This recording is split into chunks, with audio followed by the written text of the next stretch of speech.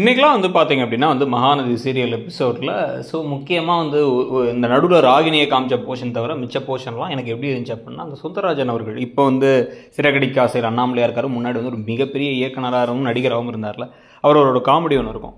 ஒரு பேப்பர் கீழே போட்டு போயிடுவாங்க, அந்த பேப்பர் யாரோ எடுத்து பார்க்கும்போது அதில் ஒன்றும் இல்லை, கீழே போட்டுரு அப்படிங்குவாங்க. அந்த மாதிரி தான் இருந்துச்சு இன்றைக்கி எபிசோடில் நடந்த விஷயங்கள்லாம். இந்த பக்கம் விஜய் அழா, இந்த பக்கம் காவேரி அழா, அதை பார்த்து நம்ம வந்து ஏன்டா இதை பார்க்குறோன்னு அழன்னு சொல்லிட்டு கதையில் ஏதாச்சும் ஒரு லாஜிக்கோட ஏதாச்சும் ஒன்று பண்ணணும். அதாவது இப்போ அவங்க 2 பேரும் பிரிஞ்சிருக்கிறதுக்கான காரணம் என்ன அப்படின்னா, அப்போலோ பிஸ்னஸ் ஒன்லி ஒன், வேறு எந்த விஷயமும் கிடையாது. இவர் ஒரு பெரிய கன்ஸ்ட்ரக்ஷன் கம்பெனிலாம் வச்சுருக்காரு, காவேரிக்கு வீடெல்லாம் கொடுத்துருக்காரு, என்னென்னவோ நடந்துச்சு.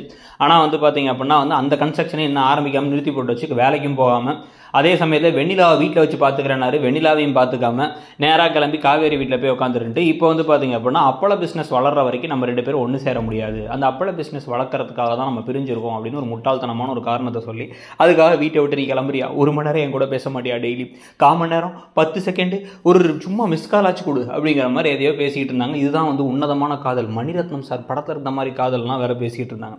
உடனே அழுது கட்டி பிடிச்சி மாற்றி 2 பேரும் அழுதுகிட்டு இருக்காங்க. இதுக்கு நல்ல ராகினி வெண்ணிலா கிட்டக்க, விஜய் உங்களுக்கு தான், விஜய் வந்து எதுக்காக வெயிட் பண்ணுறாருன்னா, கழுத்தில் இவர் கட்டின தாலி வந்து காவேரி கழுத்தில் இருக்குன்னு தான், காவேரியை தாலியை கழட்டி தர சொல்லி டிவோர்ஸ் வாங்கணுங்கிறதுக்காக மட்டும் அவள்கிட்ட வந்து பேசி அவளை உசுப்பேற்றி விட்டு அதில் கையெழுத்து போட வைங்க அப்படிங்கிறாங்க. அந்த பேக்கும் கையெழுத்து போடக்கூடிய ஒரு ஆள் தான். எங்கள் அம்மா சொன்னாங்க, அப்போலோ பிஸ்னஸ் பெருசாகிற வரைக்கும் நான் கையெழுத்து போட்டுறேன், டிவோர்ஸ் வாங்கிக்கலாம் அப்படின்ட்டு. ஸோ அந்த பக்கம் அந்த கதை நடந்துக்கிட்டு இருக்கா. திருப்பி காரில் வரும்போதெல்லாம் வேற வந்து கங்கா கால் பண்ணால் இவர் மிமிக்ரிலாம் பண்ணுறாரு. இவர் மிமிக்ரி பண்ணுறத வேற நம்ம பார்க்க வேண்டியது இருந்துச்சு.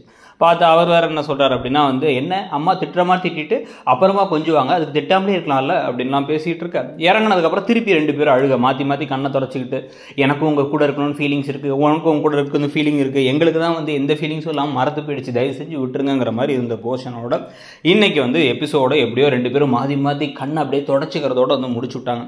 ப்ளீஸ் போதும் விட்டுருங்க, திருப்பி இவங்க 2 பேர் காட்சிகளை காமிக்கிறதுக்கு நீங்கள் சம்மந்தமே இல்லாமல் வேறு சீரியல் கூட காமிங்கிற மாதிரி இருந்துச்சு. உங்களுக்கு என்ன தோணுச்சுங்கிறத சொல்லுங்கள்.